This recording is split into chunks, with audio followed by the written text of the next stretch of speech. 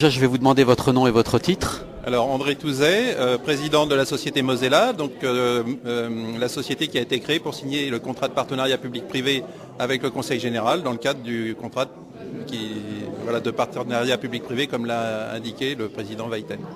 Alors, il y a un cahier des charges assez particulier dans le cadre de ce collège.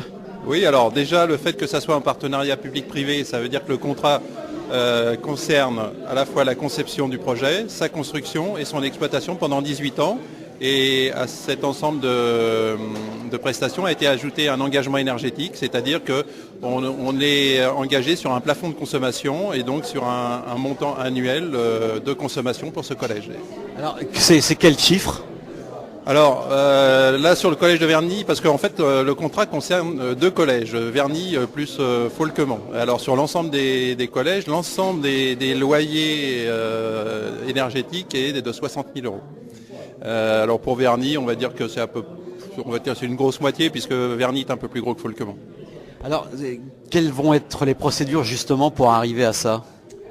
Déjà la procédure elle a commencé pendant la phase conception, parce que comme l'a expliqué l'architecte, il faut concevoir un bâtiment qui ait une très bonne isolation, à la fois thermique mais aussi en termes d'étanchéité à l'air, puisque c'est le problème aujourd'hui énergétique que l'on rencontre sur les anciens bâtiments, c'est que en fait il y a beaucoup de courants d'air entre guillemets, les façades, entre les fenêtres, les structures, les portes, et donc c'est une bonne isolation thermique et une bonne isolation à l'air, et puis après un système de double flux, c'est-à-dire que l'air qui est extrait vient croiser l'air qui est amené, comme ça l'air amené qui est froid depuis l'extérieur croise l'air qui est extrait qui est chaud, et donc il y a un échange de calories. Tout ça participe justement à la diminution des consommations.